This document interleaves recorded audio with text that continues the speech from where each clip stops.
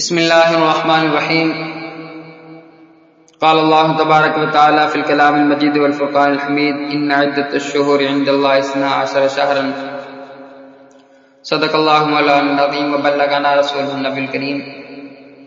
کربلا کے متعلق بیان چل رہا تھا اور آپ حضرات کے سامنے بتایا تھا کہ کربلا کے متعلق آپ نے بہت ساری کتابیں پڑھی ہوں گی، بہت ساری ویڈیوز دیکھی ہوں گی، بہت سارے بیانات سنے ہوں گے، لیکن کسی ایک بیان کے اندر بھی مکمل تاریخ مستند طریقے کے ساتھ کبھی آپ نے نہیں سنی ہوگی کہ اس کے اندر مکمل تاریخ کو، کربلا کی پوری داستان کو ایک ہی جگہ پر بند کر دیا جائے۔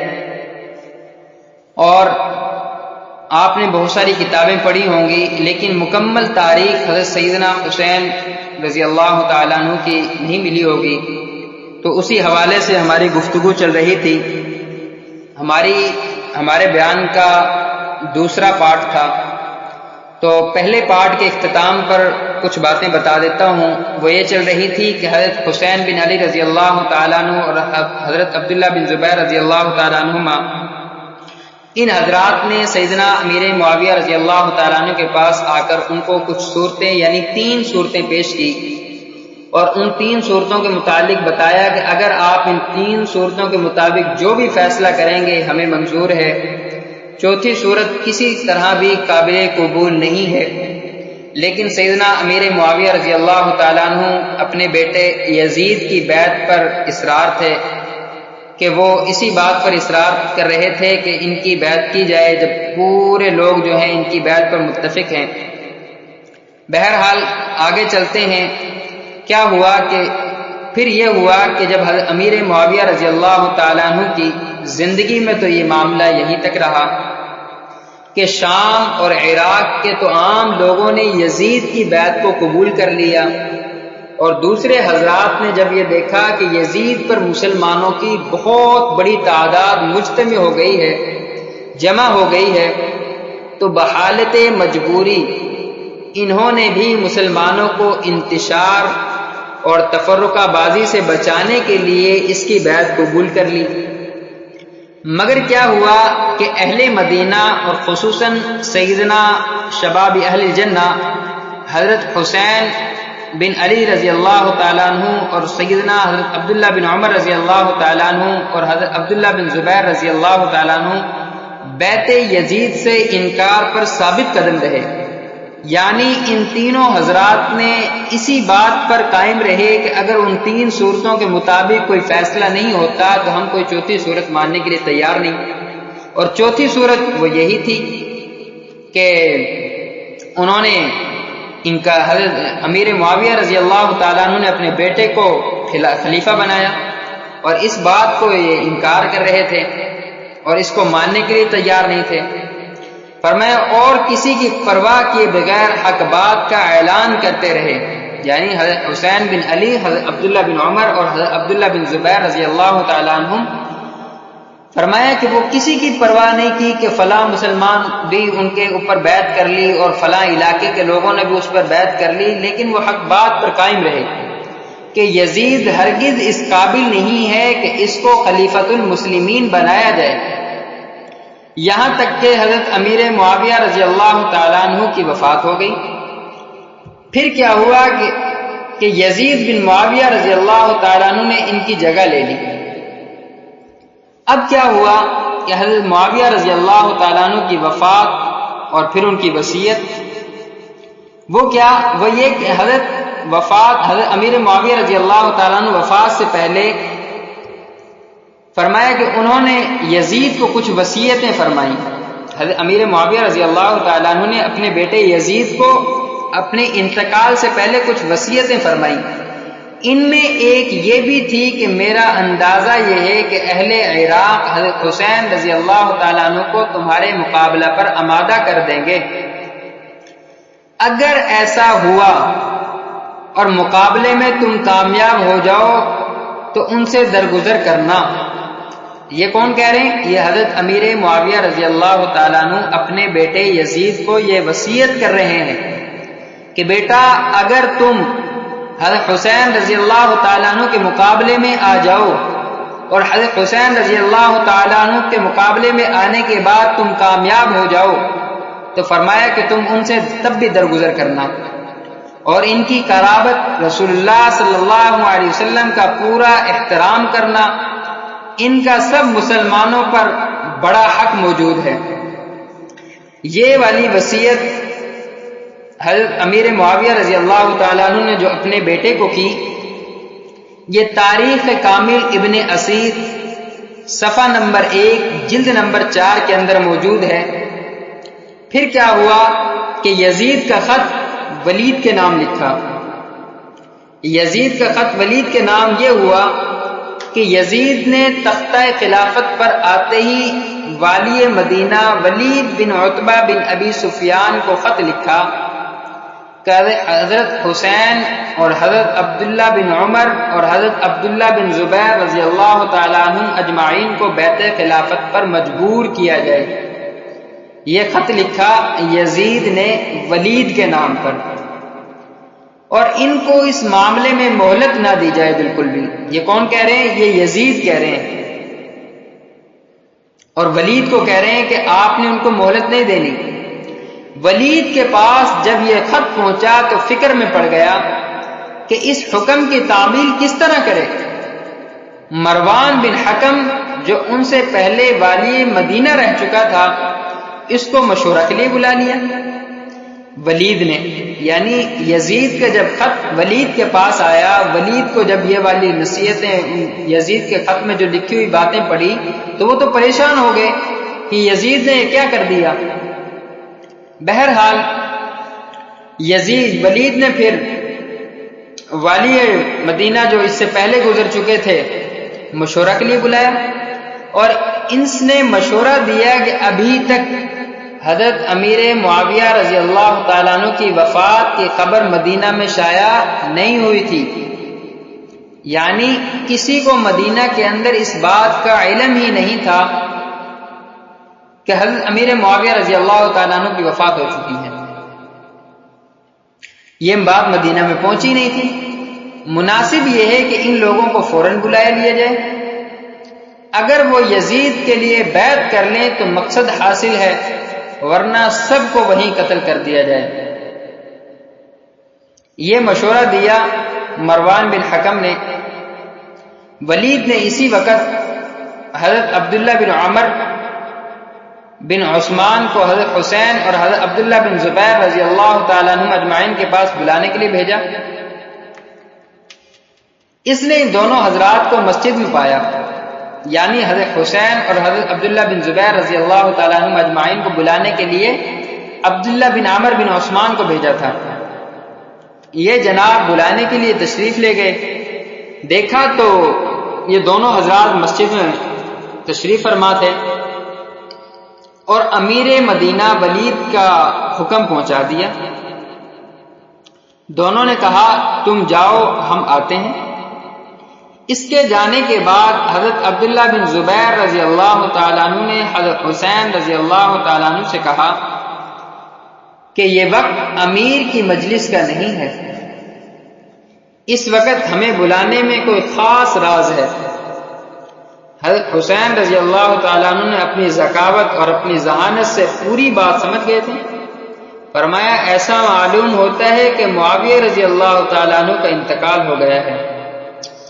کتنی فراست اور کتنی ذہانت میں اللہ نے ان کو دی تھی۔ اور اب فرمایا پھر حضرت حسین رضی اللہ تعالیٰ عنہ نے دل میں ان کو یہ بات بتائی حضرت عبداللہ بن زبیر کو۔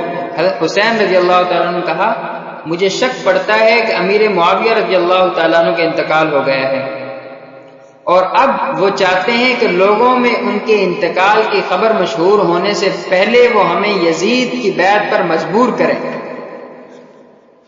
حضرت عبداللہ بن زبیر رضی اللہ تعالیٰ عنہ نے بھی ان کی رائے سے اتفاق کیا اور کہا کہ پھر اب کیا رائے ہے آپ کی، آپ کیا کہنا چاہتے ہیں؟ حضرت عبداللہ بن زبیر نے حضرت حسین رضی اللہ تعالیٰ عنہ سے پوچھا آپ کی اب کیا رائے ہے، کیا مشورہ ہے، کیا کرنا چاہیے؟ فرمایا کہ حضرت حسین رضی اللہ تعالیٰ عنہ نے فرمایا کہ میں جا کر اپنے نوجوانوں کو جمع کر لیتا ہوں اور پھر ان کو ساتھ لے کر ولید کے پاس پہنچتا ہوں۔ میں اندر جاؤں گا اور نوجوانوں کو دروازہ پر چھوڑ جاؤں گا۔ یعنی حضرت حسین رضی اللہ تعالیٰ عنہ کیا کیا؟ اپنے ساتھ نوجوان جمع کیے اور ان نوجوانوں کو لے کر آپ ولید جہاں پر بیٹھا ہوا تھا، جہاں پر ولید نے حضرت حسین اور حضرت عبداللہ بن زبیر کو بلایا تھا، وہاں پر ان نوجوانوں کے ساتھ اپنی سیکیورٹی کے ساتھ چلے گئے اور کہا کہ میں اندر جاؤں گا اور نوجوانوں کو دروازے پر چھوڑ جاؤں گا کہ اگر کوئی ضرورت پڑے تو میں ان کی مدد حاصل کر لوں گا، یعنی ان کی امداد حاصل ہو جائے گی مجھے۔ اس قرارداد کے مطابق حضرت حسین رضی اللہ تعالیٰ عنہ ولید کے پاس پہنچے۔ وہاں جا کر دیکھا کہ مروان بھی موجود تھا۔ حضرت حسین رضی اللہ تعالیٰ عنہ نے سلام کے بعد اول تو ولید اور مروان کو نصیحت کی، یعنی حضرت حسین رضی اللہ تعالیٰ عنہ جیسے ہی ان کے پاس داخل ہوئے ان سے سلام کیا اور سلام کرنے کے بعد ان کو نصیحت کی۔ فرمایا کہ نصیحت کی کہ تم دونوں میں پہلے کشیدگی تھی، یعنی تم دونوں میں تو پہلے جھگڑا تھا، تم دونوں آپس میں بولتے نہیں تھے، تم دونوں میں تو آپس میں بڑی ناراضگیاں تھی۔ اب میں آپ دونوں کو مجتمع دے کر خوش ہوا اور دعا کی کہ اللہ تعالیٰ آپ دونوں کے تعلقات خوشگوار رکھے۔ کتنی پیاری دعا دی حضرت حسین رضی اللہ تعالیٰ عنہ نے کہ میں تم کو آج سے پہلے تو بڑا جدا دیکھتا تھا، آپس میں تمہارے ناراضگی تھی، تم ایک دوسرے کے بارے میں تمہارے کشیدگیاں تھی، لیکن اب میں تمہیں دیکھ رہا ہوں تم دونوں اکٹھے ہو تو میرا دل خوش ہوا ہے۔ اللہ تبارک و تعالیٰ تم دونوں کو ایسے خوش رکھے۔ اس کے بعد ولید نے یزید کا خط حضرت حسین رضی اللہ تعالیٰ عنہ کے سامنے رکھ دیا۔ فرمایا کہ یزید نے جو خط ولید کے نام لکھا تھا، کیونکہ یہ دونوں حضرات نے تو مشورہ کیا تھا، پھر وہ خط حضرت حسین رضی اللہ تعالیٰ عنہ کے سامنے رکھ دیا، جس میں حضرت امیر معاویہ رضی اللہ تعالیٰ عنہ کی وفات کی خبر اور اپنی بیعت کا تقاضا تھا۔ یعنی یزید نے جو خط لکھا اس میں لکھا ہوا تھا کہ اپنے والد کی وفات کے بارے میں اور اپنی بیعت کا بارے میں کہ آپ میری خلافت کو، میری جو حکومت ہے اس کو تسلیم کر لو۔ کیا ہوا کہ حضرت حسین رضی اللہ تعالیٰ عنہ نے جب حضرت امیر معاویہ رضی اللہ تعالیٰ عنہ کی وفات کی خبر سنی تو اظہار غم اور افسوس کیا اور بیعت کے متعلق یہ فرمایا کہ میرے جیسے آدمی کے لیے یہ مناسب نہیں کہ خلوت میں پوشیدہ طور پر بیعت کر لوں، مناسب یہ ہے کہ آپ سب کو جمع کریں اور بیعت خلافت کا معاملہ سب کے سامنے رکھیں۔ اس وقت میں حاضر ہوں گا، جو کچھ ہوگا سب کے سامنے ہو جائے گا۔ ولید ایک عافیت پسند انسان تھا، اس بات کو قبول کر کے حضرت حسین رضی اللہ تعالیٰ عنہ کو واپسی کی اجازت دے دی، مگر مروان نے ان کے سامنے ہی کہا کہ اگر حسین رضی اللہ تعالیٰ عنہ اس وقت تمہارے ہاتھ سے نکل گئے تو پھر کبھی تمہیں ان پر قدرت نہ ہوگی۔ میرا خیال یہ ہے کہ آپ ان کو روک لیں اور جب تک بیعت نہ کریں جانے نہ دیں، ورنہ کیا کریں؟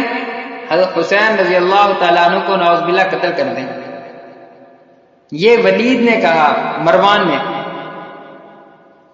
حضرت حسین رضی اللہ تعالیٰ عنہ نے مروان کو سخت جواب دیا کہ تو کون ہوتا ہے جو ہمیں قتل کرائے، اور یہ فرما کر وہاں سے نکل آئے۔ مروان نے ولید کو ملامت کی کہ تو نے موقع ضائع کر دیا۔ ولید نے کہا کہ اللہ کی قسم مجھے پوری ساری دنیا کی سلطنت اور دولت بھی اگر اس کے بدلے میں ملے کہ میں حضرت حسین رضی اللہ تعالیٰ عنہ کو قتل کروں تو میں اس کے لیے تیار نہیں۔ قیامت کے روز حسین کا خون کا مطالبہ جس کی گردن پر ہو وہ نجات نہیں پا سکتا ہے۔ یہ کس نے کہا؟ کتنی پیاری بات کی انہوں نے۔ کیا حضرت حسین رضی اللہ تعالیٰ عنہ کا خون کا مطالبہ کل قیامت کے دن جس کی گردن پر ہوگا وہ نجات نہیں پا سکتا ہے، وہ جنت کے اندر کسی صورت میں نہیں جا سکتا ہے؟ پھر کیا ہوا کہ حضرت حسین اور حضرت عبداللہ بن زبیر رضی اللہ تعالیٰ عنہ مکے چلے گئے، مکہ چلے گئے۔ حضرت عبداللہ بن زبیر رضی اللہ تعالیٰ عنہ نے اپنے بھائی جعفر رضی اللہ تعالیٰ عنہ کو ساتھ لے کر راتوں رات مدینہ سے نکل گئے۔ جب وہ تلاش کرنے پر ہاتھ نہ آئے تو حضرت حسین رضی اللہ تعالیٰ عنہ کا تعاقب کیا۔ حضرت حسین رضی اللہ تعالیٰ عنہ نے بھی یہی صورت اختیار کی کہ اپنی اولاد اور متعلقین کو لے کر مدینہ سے نکل گئے اور دونوں مکہ مکرمہ پہنچ کر پناہ گزین ہو گئے۔ یزید کو جب اس واقعے کی اطلاع ملی تو ولید بن عتبہ کی سستی پر محمول، یعنی ان کی سستی پر بڑے حیران ہوئے اور ان کو پھر معزول کر دیا۔ یزید نے جب دیکھا کہ ولید نے ان کے خط کو بھیجا، جو خط تھا اس کے مطابق عمل نہیں کیا، تو یزید نے کیا کیا کہ اس کو معزول کر دیا۔ پھر کون سا نیا وزیر قائم کیا؟ فرمایا کہ پھر ان کی جگہ عمر بن سعید اشدق کو امیر مدینہ بنایا اور ان کی پولیس کا افسر حضرت عبداللہ بن زبیر رضی اللہ تعالیٰ عنہ کے بھائی عمر کو بنایا، کیونکہ اس کو معلوم تھا کہ ان دونوں بھائیوں میں شدید اختلاف ہے، یعنی حضرت عبداللہ بن زبیر اور حضرت عمر رضی اللہ تعالیٰ عنہ کے بارے میں بڑا ان کے درمیان کچھ ہلکا پھلکا اختلاف تھا، جس کا یزید کو علم تھا۔ اس لیے یزید نے اس کے بھائی کو پولیس کا حضرت اس کا جو انہوں نے امیر مقرر کیا مدینے کا، اس کو پولیس کا افسر بنا دیا۔ اس کو معلوم تھا کہ ان دونوں بھائیوں میں بڑے اختلافات ہیں، جھگڑے ہیں۔ عمر بن زبیر عبداللہ بن زبیر رضی اللہ تعالیٰ عنہ کی گرفتاری میں کوتاہی نہ کرے گا، یہ یزید کو اتنا یقین تھا کہ یہ اپنے بھائی کو پکڑ لے گا۔ پھر کیا ہوا کہ عمر نے گرفتاری کے لیے حضرت عبداللہ بن زبیر اور حسین رضی اللہ تعالیٰ عنہ کی گرفتاری کے لیے فوج کی روانگی کر دی۔ عمر بن زبیر نے پہلے تو رؤسائے مدینہ میں جو لوگ حضرت عبداللہ بن زبیر رضی اللہ تعالیٰ عنہ کے حامی تھے، یعنی وہ مدینہ میں جو ان کے حامی تھے، ان سب کو بلا کر سخت تشدد کیا، یعنی جو حضرت عبداللہ بن زبیر کے بھائی امیر مدینہ کے جو وہ نائب مقرر ہوئے تھے، ان کے آفیسر مقرر ہوئے تھے، اس نے کیا کیا؟ اس نے سب سے پہلے حضرت عبداللہ بن زبیر رضی اللہ تعالیٰ عنہ کے مدینے کے اندر جو ماننے والے تھے نا، تو ان سب کو بلایا اور ان کو پر خوب تشدد کیا اور مار پیٹ کے ذریعے ان پر رعب جمانا چاہا۔ اس کے بعد بمشورہ عمر بن سعید 2000 جوانوں کا لشکر لے کر حضرت حسین اور حضرت عبداللہ بن زبیر رضی اللہ تعالیٰ عنہ کی گرفتاری کے لیے مکہ مکرمہ روانہ ہوا، یعنی 2000 بندے بھیجے کہ وہ گرفتار کر کے لائیں گے حضرت عبداللہ بن زبیر اور حضرت حسین رضی اللہ تعالیٰ عنہ کو۔ ابو شریح خزاعی نے عمر بن سعید کو اس حرکت سے روکا کہ مکہ مکرمہ میں قتل و قتال جائز نہیں ہے، جو لوگ حرم مکہ میں پناہ گزین ہیں ان کو گرفتاری کے لیے بھیجنا خدائے تعالیٰ کی حدود کو توڑنا ہے، کیونکہ ایک تو محرم کا مہینہ جو تھا نا، یہ ان کے ہاں بڑا معزز اور مکرم سمجھا جاتا تھا، اور دوسرا عرب کے جو لوگ تھے وہ مکہ کے اندر لڑائی جھگڑا قتل و قتال اور فسادات کو نہیں ہونے دیا جاتا تھا۔ مگر عمر بن سعید نے ان کی بات نہیں مانی اور حدیث میں تعویلیں کرنے لگے۔ فرمایا کہ حضرت عمر بن زبیر 2000 کا لشکر لے کر روانہ ہو گیا اور مکہ سے باہر قیام کر کے اپنے بھائی عبداللہ بن زبیر کے پاس آدمی بھیجے کہ مجھے یزید کا یہ حکم ہے کہ تمہیں گرفتار کروں، میں مناسب نہیں سمجھتا کہ مکہ مکرمہ کے اندر قتال ہو، اس لیے تم خود میرے حوالے کر دو، یعنی تم خود کو میرے حوالے کر دو، خود گرفتاری دے دو اپنی۔ حضرت عبداللہ بن زبیر رضی اللہ تعالیٰ عنہ نے اپنے چند نوجوانوں کو اس کے مقابلے کے لیے بھیج دیا، جنہوں نے اس کو شکست دی، اور عمر بن زبیر نے ابن علقمہ کے گھر میں پناہ لی۔ یعنی جو یہ 2000 کا لشکر لے کر یزید کی طرف سے جو آیا تھا، حضرت عبداللہ بن زبیر کو پھر اس نے ایک خط بھیجا، اور اس خط کے مقابلے میں حضرت عبداللہ بن زبیر نے چند نوجوان بھیجے جو ان کے ساتھ جنگ قتال کی جنہوں نے، اور پھر یہ ان لوگوں کو شکست ہو گئی۔ دوسری طرف جب حضرت حسین رضی اللہ تعالیٰ عنہ مدینہ سے نکلے تو راستہ میں عبداللہ بن مطیع ملے۔ دریافت کیا کہ آپ کہاں جاتے ہیں؟ فرمایا اس وقت تو مکہ مکرمہ کا قصد ہے، اس کے بعد میں استخارہ کروں گا کہ کہاں جاؤں۔ عبداللہ بن مطیع نے کہا کہ میں ایک خیر خواہانہ مشورہ دیتا ہوں آپ کو کہ آپ مکہ ہی میں رہیں، خدا کے لیے آپ کوفہ کا رخ نہ کریں، وہ بڑا منحوس شہر ہے، اس میں آپ کے والد ماجد قتل کیے گئے اور آپ کے بھائی کو بے یار و مددگار چھوڑ دیا گیا۔ حضرت حسین رضی اللہ تعالیٰ عنہ مکہ میں پہنچ کر مقیم ہو گئے اور اطراف کے مسلمان ان کی خدمت میں آنے جانے لگے۔ پھر کیا ہوا کہ اہل کوفہ کے خطوط آنے شروع ہو گئے۔ حضرت حسین رضی اللہ تعالیٰ عنہ کو اہل کوفہ کے، فرمایا ادھر جب اہل کوفہ کو حضرت امیر معاویہ رضی اللہ تعالیٰ عنہ کی وفات کی خبر ملی، اور یہ کہ حضرت حسین اور حضرت عبداللہ بن زبیر رضی اللہ تعالیٰ عنہ ماں وغیرہ نے بیعت یزید سے انکار کر دیا، تو کچھ حضرات شیعہ سلیمان بن سد خزائی کے مکان پر جمع ہوئے اور حضرت حسین رضی اللہ تعالیٰ عنہ کو خط لکھا کہ ہم بھی یزید کے ہاتھ پر بیعت کرنے کے لیے تیار نہیں، آپ فوراً کوفہ آ جائیے، ہم سب آپ کے ہاتھ پر بیعت کریں گے۔ یزید کی طرف سے کوفہ کے امیر جو حضرت نعمان بن بشیر رضی اللہ تعالیٰ عنہ ہیں، ان کو یہاں سے نکال دیں گے۔ اس کے 2 روز بعد اسی مضمون کا ایک اور خط لکھا اور دوسرے خطوط حضرت حسین رضی اللہ تعالیٰ عنہ کے پاس بھیجے، جس میں یزید کی شکایات اور اس کے خلاف اپنی نصرت اور تعاون اور حضرت حسین رضی اللہ تعالیٰ عنہ کے ہاتھ پر بیعت کرنے کا یقین دلایا گیا پکا۔ اور چند وفود بھی حضرت حسین رضی اللہ تعالیٰ عنہ کے پاس پہنچے، یعنی پہلے تو خط بھیجتے رہے حضرت حسین رضی اللہ تعالیٰ عنہ کو، پھر خطوط کے بعد کچھ وفد بھی حضرت حسین رضی اللہ تعالیٰ عنہ کے پاس آئے۔ حضرت حسین رضی اللہ تعالیٰ عنہ وفود اور خطوط سے متاثر ہوئے۔ ظاہر سی بات ہے کہ ایک طرف سے جب ایک انسان کو کچھ خطوط بھی آئیں اور پھر ان کی طرف سے کچھ لوگ بھی آ کر بات کریں تو پھر انسان ظاہر سی بات متاثر ہوتا ہے، مگر حکمت اور دانش مندی سے یہ کیا کہ بجائے خود جانے کے اپنے چاچا زاد بھائی مسلم بن عقیل کو کوفہ روانہ کیا۔ یہ کس نے کیا؟ حضرت حسین رضی اللہ تعالیٰ عنہ نے کیا، اور ان کے ہاتھ پر یہ خط لکھ بھیجا کہ سلام کے بعد مجھے آپ لوگوں کے خط ملے، یعنی حضرت حسین رضی اللہ تعالیٰ عنہ نے اپنے خط میں کیا لکھا؟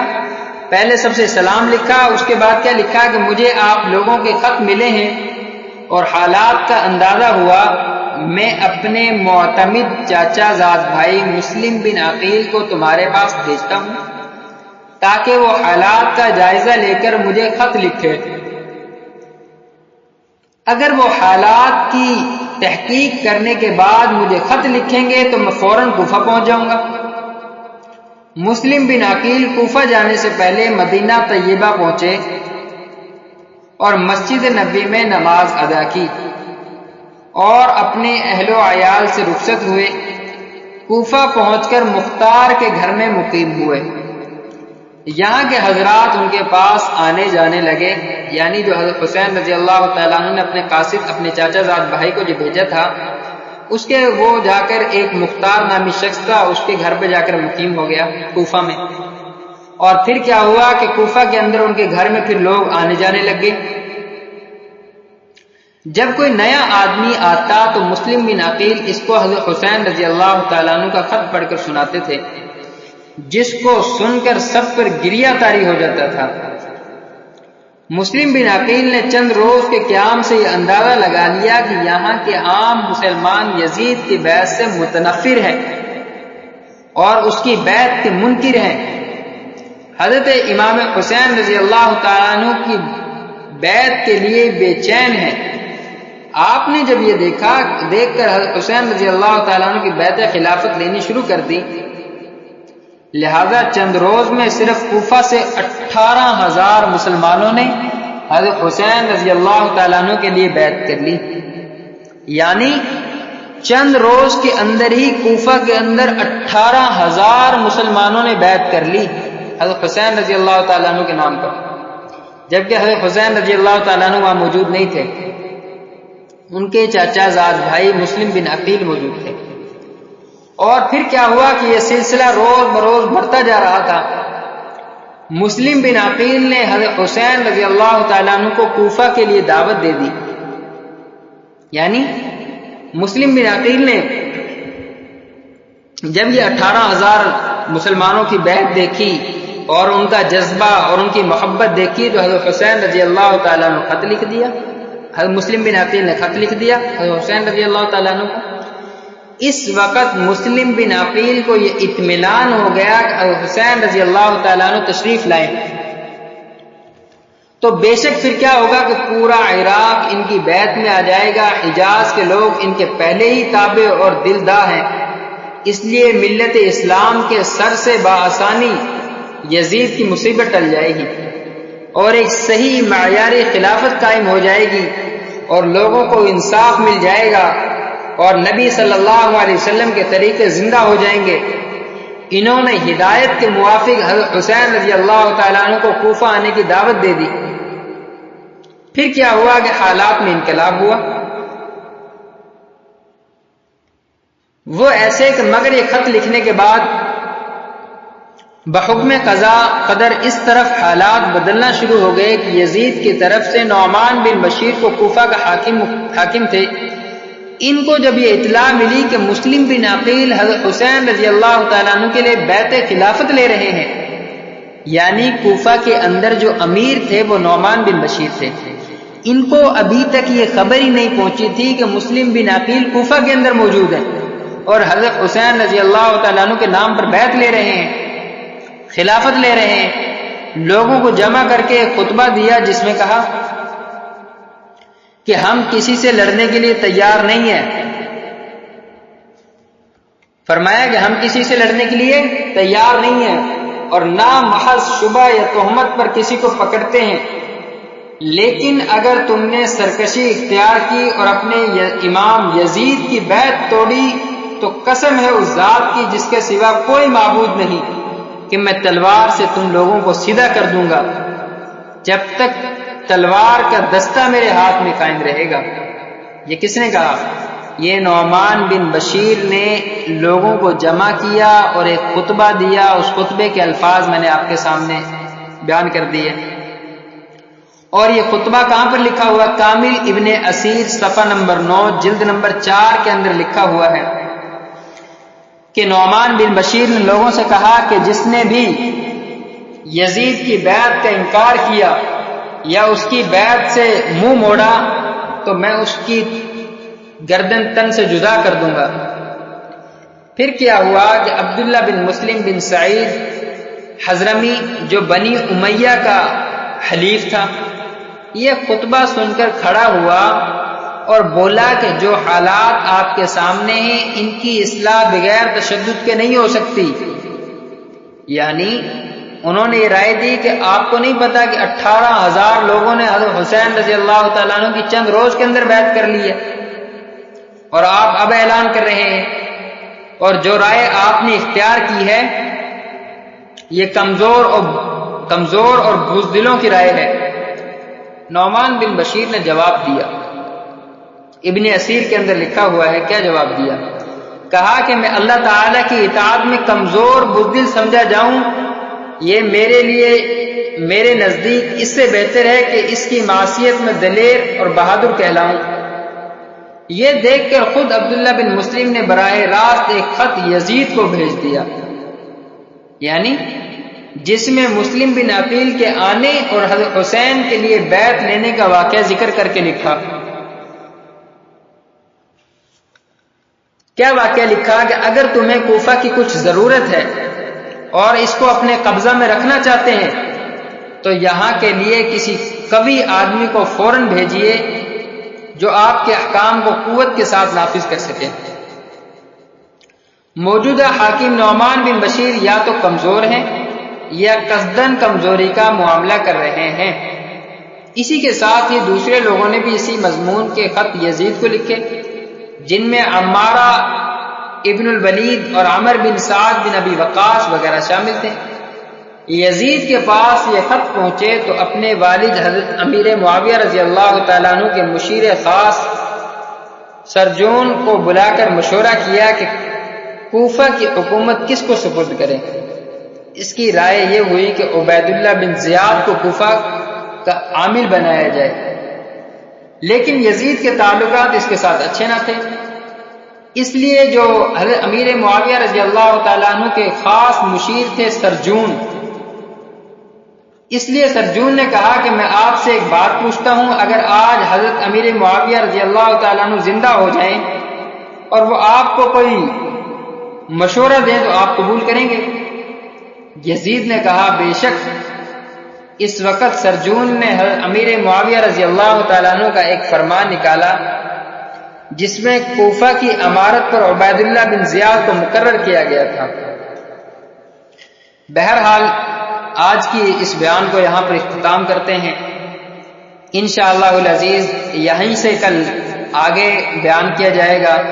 اللہ تبارک و تعالی ہمیں حضرت حسین رضی اللہ تعالیٰ عنہ کے مقصد کے مطابق اپنی زندگیوں کو گزارنے کی توفیق عطا فرمائے۔ وآخر دعوانا الحمدللہ رب العالمین۔